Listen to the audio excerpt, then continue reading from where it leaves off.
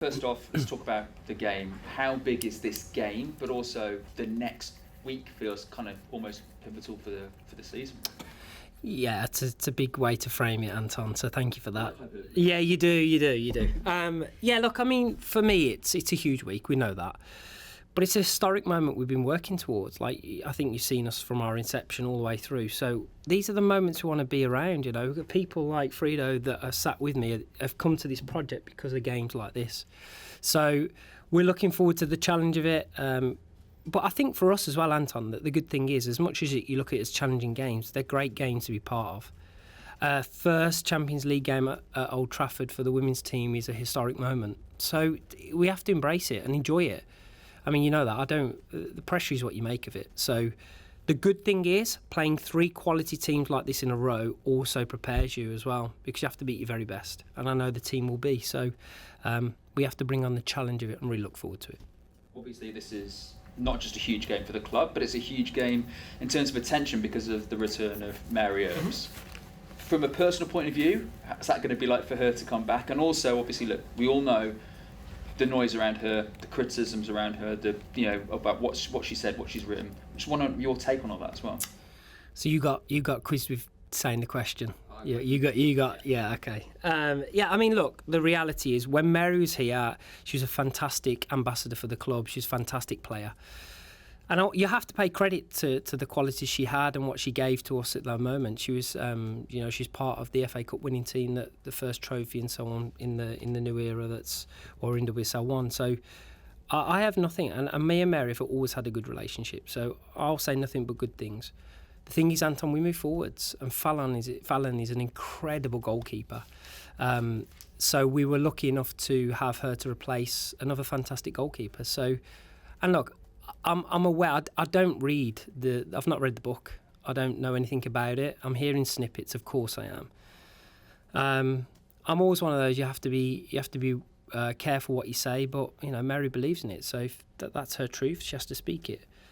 But I think from our perspective, we'll welcome her as somebody that is on the opponent's team in this game, but also always pay tribute to what she's done while she was at Manchester United. So I know Mary's a good person. So I look forward to the challenge of trying to beat her and her team on this Wednesday night. But that's all I can say on it, really. Thank you. Yeah. Hi, Mark. Hello. Nice to see you. Just to kind of follow on that, I appreciate you don't want to talk about Mary all day, sorry. But just in terms of the reception she might get from the Manchester United fans, what do you think that reception will be?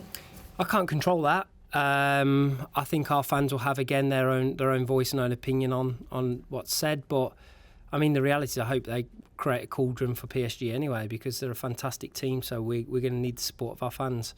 Our fans are always respectful as well. They play hard, but they're always respectful. So if they create noise, it's to give us the advantage, and I think that will be the focus of them coming back. Apart from that, I can't really say what they're going to do. And just in terms of your memories working with Mary and some of the highlights from her time at Manchester United, what would those be?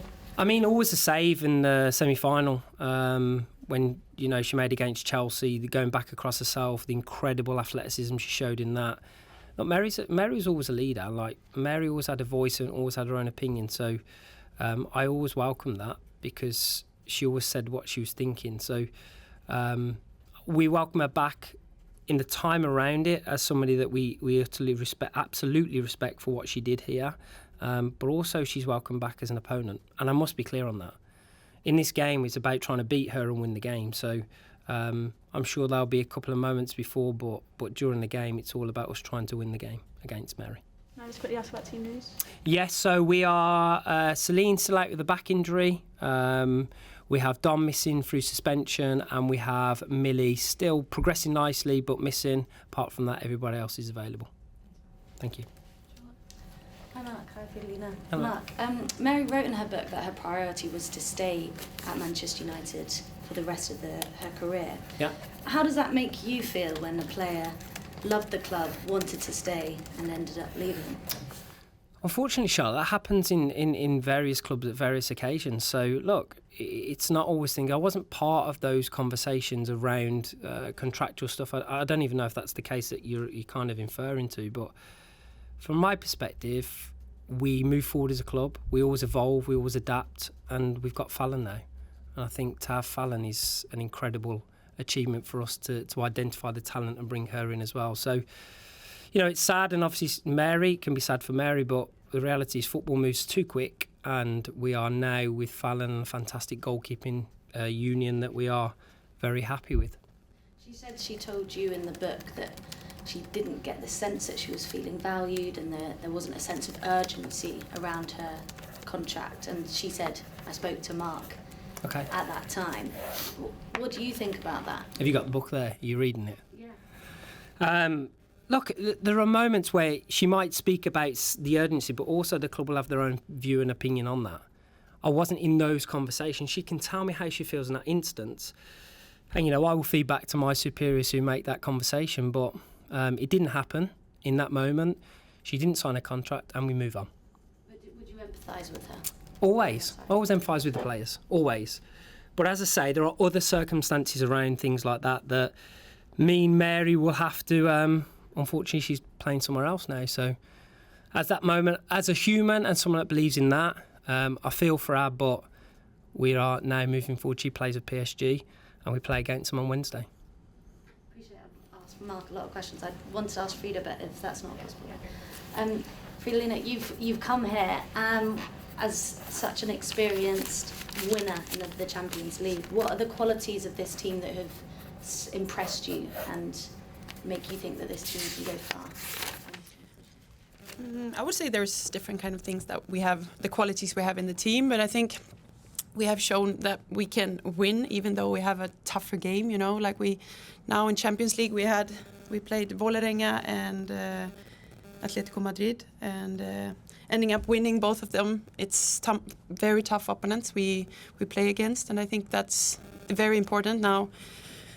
We had one tough game last week, and I hope we can bounce back. But I think we have like a winning mentality in the team, and I think that's very important. And we have a young team, so I think also the strength can be that we can grow throughout the season. So that's something I really like about this team. And the gap to reach that next level? Well, yeah, I think that will come naturally. Like, as I said, throughout the season, I told you we have a young team, and we are still growing as a team, and I think it will get better throughout the season, but we are performing on a really high level at the moment. We have been winning almost every game so far, so yeah, at the moment I'm really happy with how we're performing, and I hope we can continue doing like that. Thanks, Frida. Thanks, Mark. You're All the welcome. best. Hi, Mark. How you doing? Good, thanks. Mary's one of the sort of giant figures of English sport, let alone women's football, the last few years. In your eyes, does any of this controversy sort of damage her legacy or reputation, or what she did at Man United in particular? Yeah, I hope not. I honestly do. I hope not, because, as I say, I know deep down Mary's a good person, and so look, I'm sure part of bringing a book out is to try and bring the most controversial parts out to sell the book, right? So I know that, you know, Mary has to go and defend that in public. And the human in me, knowing the human that she is, you know, I'm sure she'll be getting criticism she won't like. But it's part and parcel of the other side of trying to release a book, I'd imagine. I promise you I won't be releasing a book ever, so I won't know. But yeah, I mean, look, she's a great human. I know she is. And so, I mean, she doesn't need me to say that either, really. But, you know, I hope that people toe the line with the criticism, but also that I think Mary understands what situation she'll put herself in. In an odd way, does this speak about the sort of growing popularity of women's sport? There's been so much fuss about this. Maybe 10 years ago, nobody would have noticed this. I mean, you know, in a way, is that kind of indicative of how far this sport's come? For sure, and I'd also say it's part of the individual's progress and success, right? Because she's on a platform where people are interested in what she says. So I think that also is credit to her for the hard work that she put in. And I know, look, when I first picked Mary up, the goalkeeper that we had at the start to the one that left Manchester United was not the same person. She'd transformed. So that's credit to her as well. And I don't want to make this massively about Mary, if I'm being really honest. This is about Manchester United versus PSG. But the finishing note I'll say on that is I hope Mary gets the credit that she deserves for the performance she gave to Manchester United. But also, I understand she's an opponent this week. So as much as the love is around that, we must, you know, prepare to beat her, and then obviously you can say your good things after the game. Thank you. Thank you. Mark, yeah, just on that, is there a kind of worry that the whole talk about Mary will kind of overshadow what is obviously a huge occasion for Manchester United? Honestly, not for us, right? I don't think for us. Like, we're focused. We didn't perform very well the weekend, so we as a group have spoken. And what I love about this team is that they'll take that on board. So, yeah, the noise. Look, if you know anything about Manchester United, there's noise everywhere. What I'd say is we just focus on the football. So, Frida will be preparing to try and put her best performances in with the team to try and beat PSG. So, from our perspective, no, we can't control the outside noise. And just on the Champions League, what are the kind of different challenges in the Champions League compared to the WSL? Totally different styles, really. I mean, Frida came from Barca and she plays for Sweden, so she's used to changing up style. So, and they both have their great ways in the way that they play. So, it's a different challenge. PSG are very physical. They're very good technically, so we have to be prepared for both of those. Maybe we can exploit them, hopefully, tactically a little bit. So some adaptation there, but they're a very, very good team. And I think it's that different challenge. I think playing at home, playing away is different. Refereeing is definitely different. We experienced that in the last game. So I think from our perspective, it's just trying to manage all the things, put them into the melting pot and trying to balance as much as we possibly can. But we love the challenge of it. Frida's played in this competition many years and won it. So I think from our perspective, it's just about trying to prepare as much as you can. Hi, Mark. Hi. What would you say is the main difference between this Man United side and the one that lost against PSG 2 years ago? Yeah, I think added style, variance, quality, but more importantly, experience.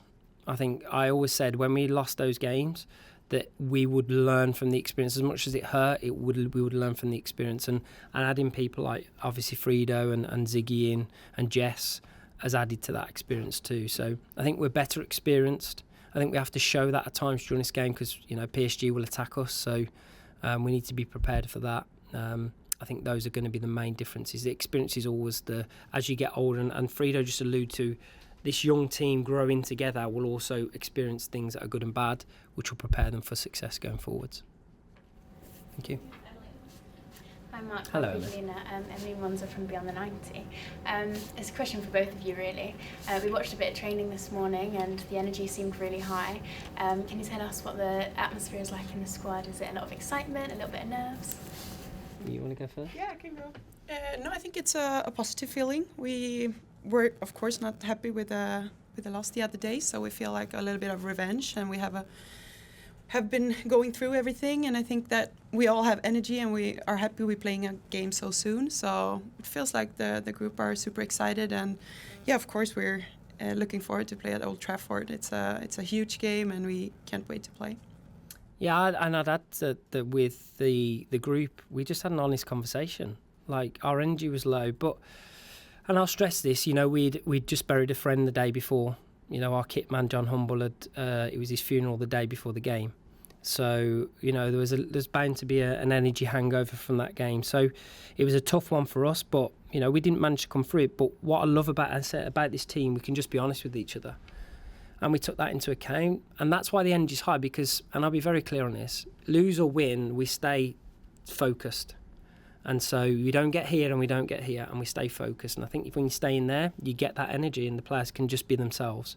So that's why the energy's high today, because we've assessed what we need to do against a very good opponent and we've got to put that into plan now. Frida, this one's for you. Obviously, your Champions League debut in 2014, you scored a hat-trick, and then your first Manchester United goal was also in the Champions League. Is this your favourite competition to play in? Yeah, I do love play Champions League, of course. It's something unique. It's something you want to be a part of. And as we talked about, it's one of the biggest reasons why I joined this club, because I do want to play those big games and with such a great club. So I do love playing Champions League, and I want to continue helping this team to reach even longer in this tournament so we can continue perform really well and go far in the Champions League. So yeah, it's an honor to play it, and I hope I can bring my qualities to the team. Yeah, sorry, I just wanted to ask you a question for Lena. Yeah. You sort of answered part of it there, but in terms of some of the memories that you made during your time at Barcelona in this competition, I'd imagine you're pretty eager to replicate them with Manchester United. that would be a dream.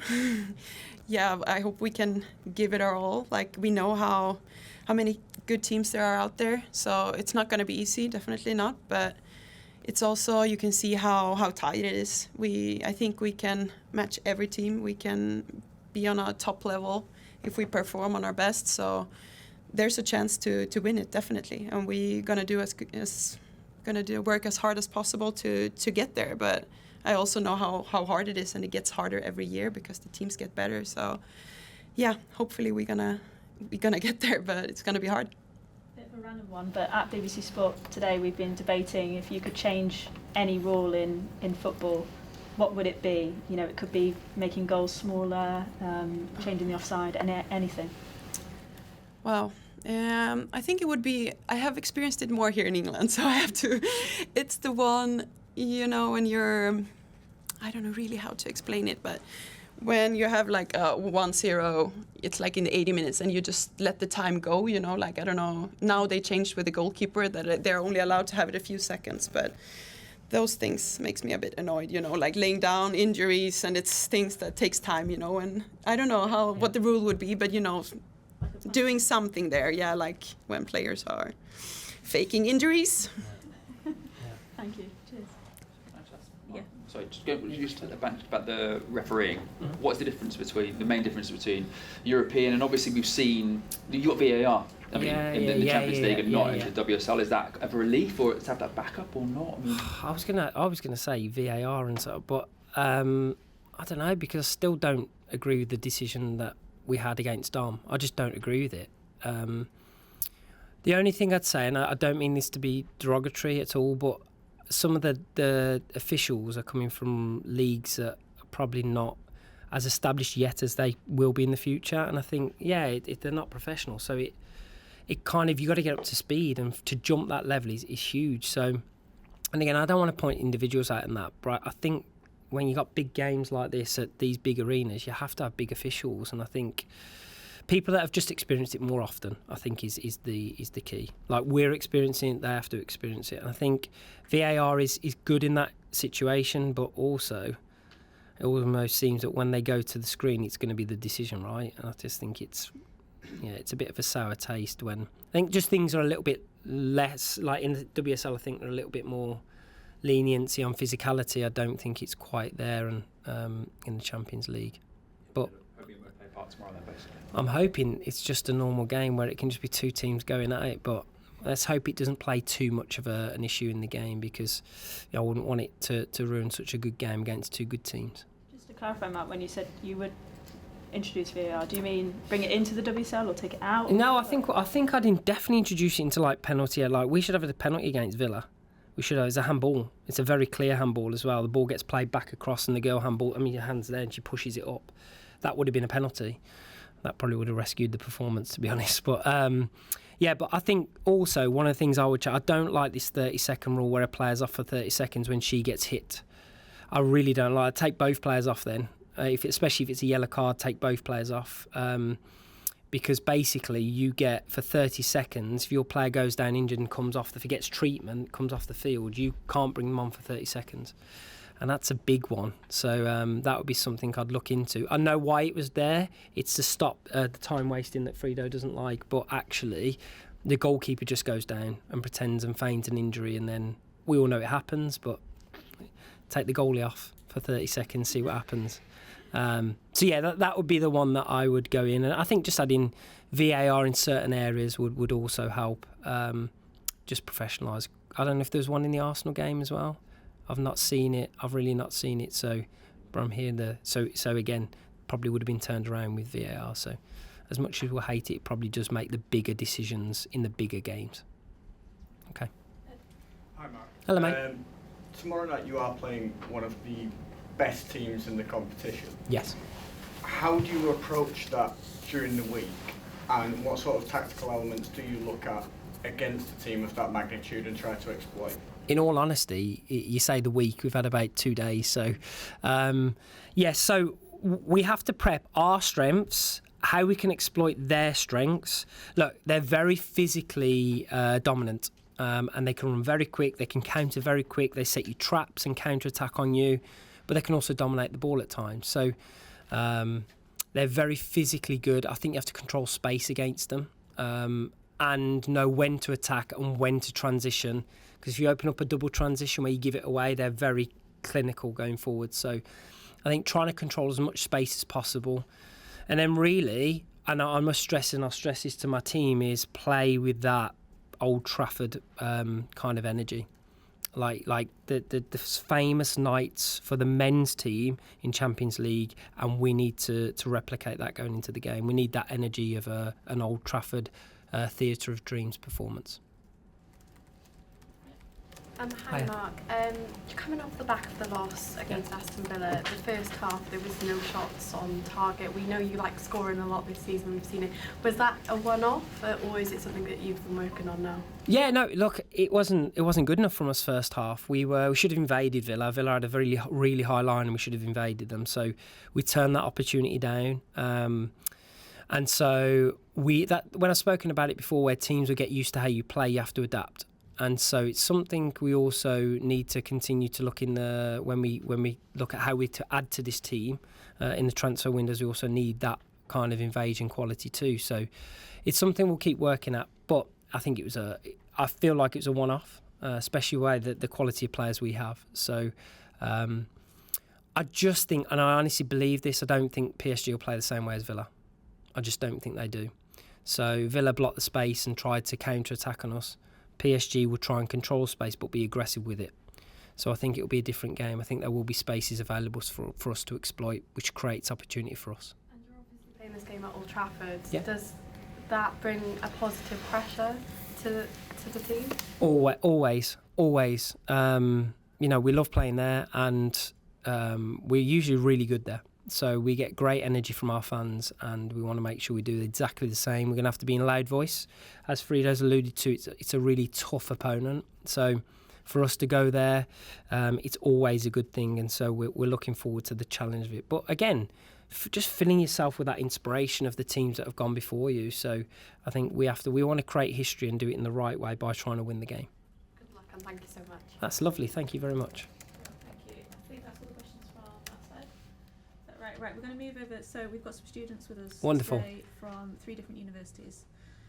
So if you guys will start at the beginning, literally, and just go along. If you can just say your names for us, which uni you're from, and then go ahead and ask a question for me, okay? Is this being assessed? Oh, okay. I'm going to assess you. Right, go on.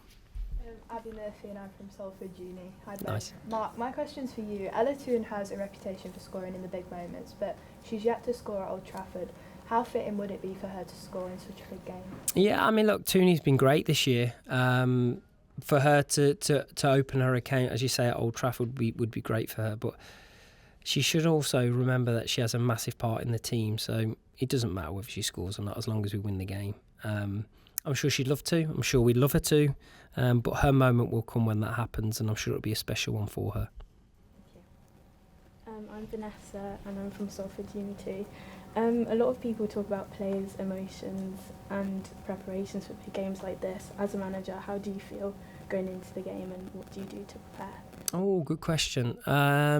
I try to relax as much as possible once a team's named.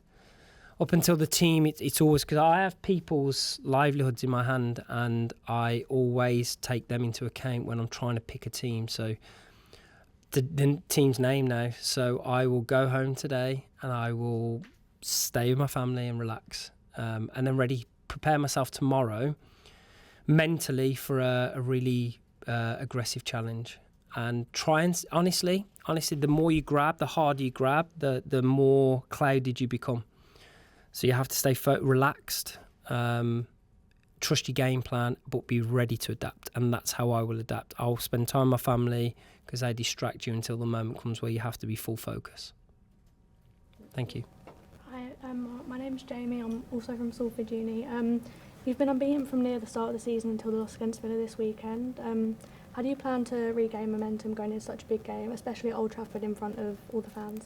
It's funny we talk about momentum as being, well, it stops when you lose a game. Momentum is performance.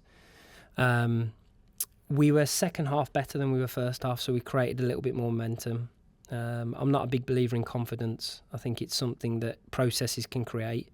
I think you can. It's there, but I think you can create it yourself by good behaviours, good process. So I don't think there's a momentum. I think knowing these players and hearing them after the defeat, they know what they've got to do, and they know how hard they've got to do it, and so they're looking forward to it. So I have no doubt. That my players will go out there and give absolutely everything.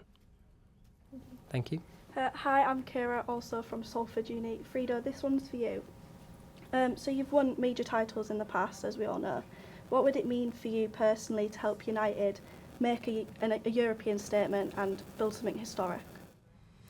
It would be absolutely amazing. I know this club is pretty young, you know, if I compare with the clubs I've been playing in before. So I think it would be very cool to get this club on the highest level. And as you can see now, this is historical. It's the first time in Champions League, and then continue this journey together with this team. It's also one of the reasons why I wanted to come here to build something and see this club gets better and better for every year. So that would be a dream to continue and hopefully win trophies together with this team.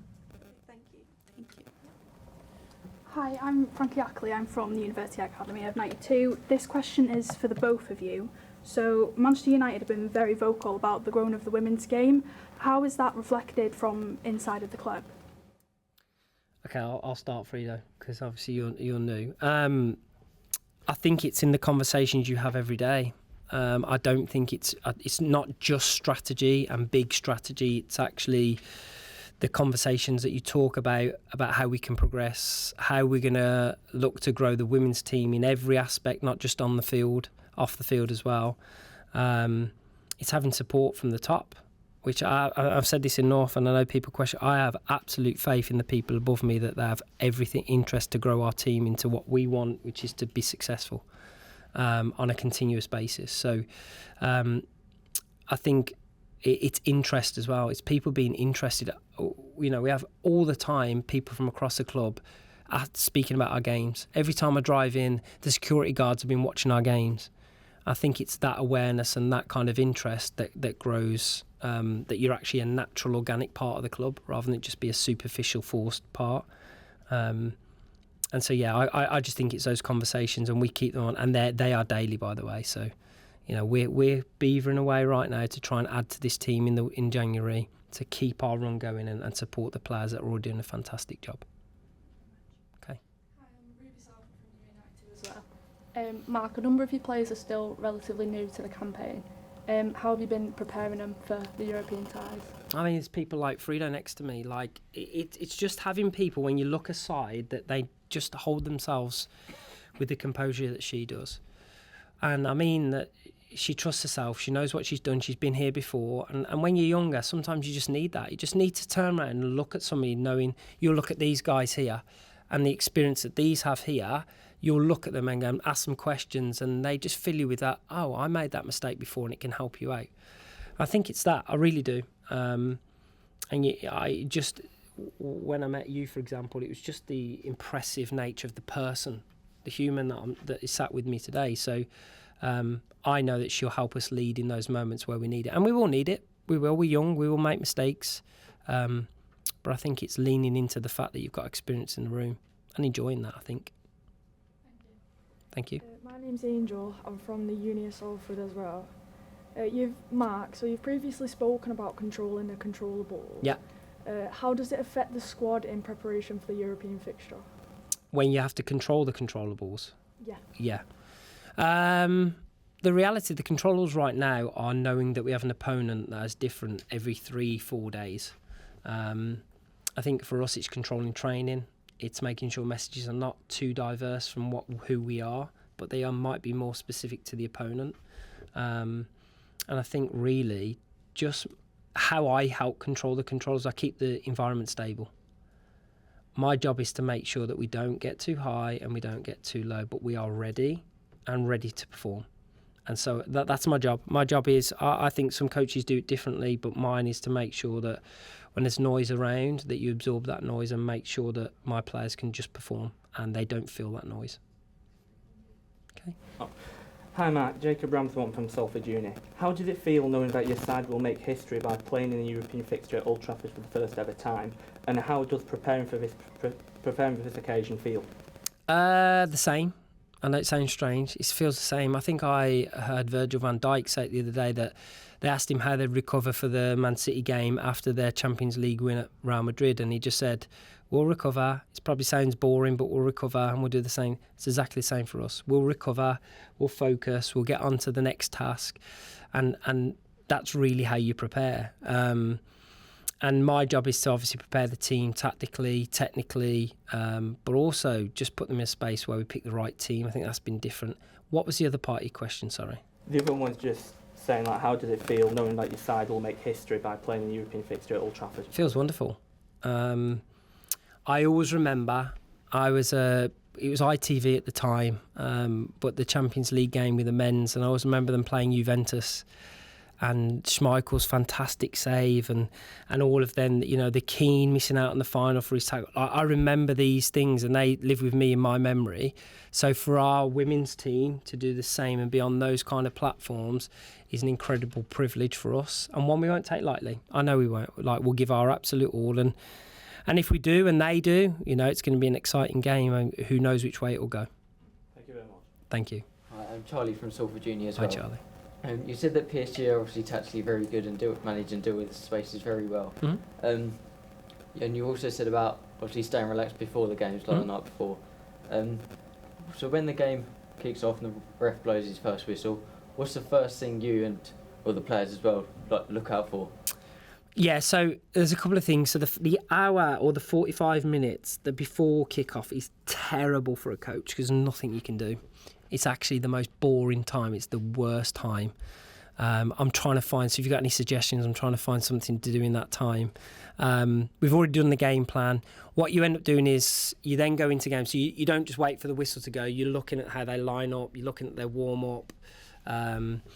You then look at whether your strategy's right, where the spaces are. Believe it or not, when there's a different stadium around, your spaces are off a little bit or they change a little bit compared to your training field. So just adjusting. First 10 to 15 minutes about adjustment.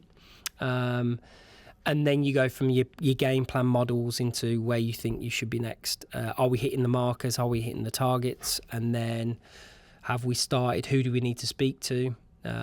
All those little factors come to you. You are live. Once the game kicks off, you are live and you are fully... You're in you have to chaos mode because you've got to control as many.